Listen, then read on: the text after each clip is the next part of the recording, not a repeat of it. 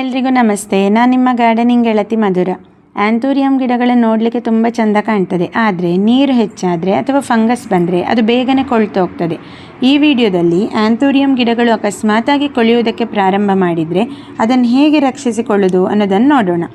ಇಲ್ಲಿ ಕೆಳಗಡೆ ಎಲೆಗಳೆಲ್ಲ ಕೂಡ ಈ ರೀತಿಯಾಗಿ ಹಳದಿ ಆಗುವುದು ಮತ್ತು ಎಲೆಯ ಬುಡ ಕಪ್ಪು ಬಣ್ಣಕ್ಕೆ ತಿರುಗಿದರೆ ಅದು ಕೊಳಿಲಿಕ್ಕೆ ಸ್ಟಾರ್ಟ್ ಆಗಿದೆ ಅಂತ ನಮಗೆ ಗೊತ್ತಾಗ್ತದೆ.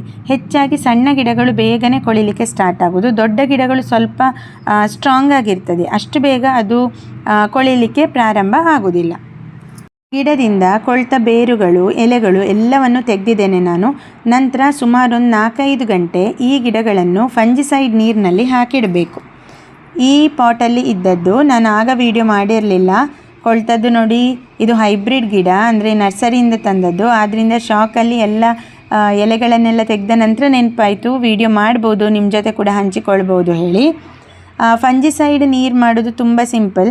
ಎಲ್ಲ ಕಟ್ ಮಾಡಿ ತೆಗೆದಂತಹ ಭಾಗ ಬಿಸಾಡಿದ ನಂತರ ಫಂಜಿಸೈಡ್ ತಗೊಳ್ಳೋದು ಮತ್ತು ಸ್ವಲ್ಪ ನೀರು, ಇಷ್ಟನ್ನು ಮಿಕ್ಸ್ ಮಾಡುವಂಥದ್ದು. ಇಷ್ಟೇ ಪ್ರಮಾಣ ಅಂತೇನಿಲ್ಲ, ಸುಮಾರು ಅರ್ಧ ಚಮಚದಿಂದ 1 ಚಮಚದಷ್ಟು ಫಂಜಿಸೈಡನ್ನು ನಾನು ತಗೊಂಡು ಅದನ್ನು ನೀರಿಗೆ ಹಾಕ್ಕೊಂಡು ಇಟ್ಟಿದ್ದೇನೆ ಅಷ್ಟೇ.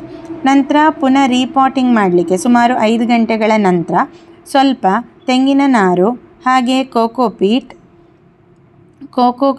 ತುಂಬ ಮುಖ್ಯ ಆ್ಯಂಥೂರಿಯಂಗೆ. ಬರೀ ಮಣ್ಣಲ್ಲಿ ನೆಟ್ಟರೆ ಬೇಗ ಕೊಳಿತದೆ. ಸ್ವಲ್ಪ ಸುಡುಮಣ್ಣು ತಗೊಂಡಿದ್ದೇನೆ.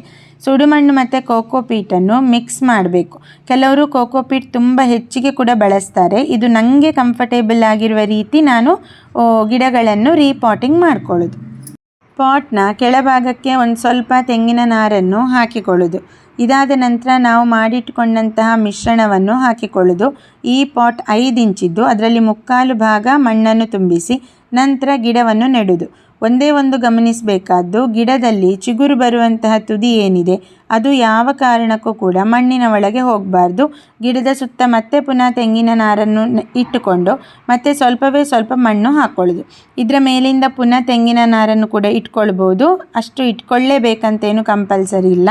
ನೆಟ್ಟುಕೊಂಡ ನಂತರ ಮೇಲ್ಗಡೆಯಿಂದ ಅರ್ಧ ಚಮಚದಷ್ಟು ಫಂಜಿಸೈಡನ್ನು ಈ ರೀತಿಯಾಗಿ ಉದುರಿಸಿಕೊಂಡು ನೀರು ಹಾಕ್ಕೊಂಡ್ರೆ ಆಯಿತು, ಅಥವಾ ಮಣ್ಣಿನ ಮಿಶ್ರಣ ಮಾಡುವಾಗಲೇ ಫಂಜಿಸೈಡ್ ಕೂಡ ಬಳಸ್ಬೋದು, ಹೇಗೆ ಬೇಕೋ ಹಾಗೆ.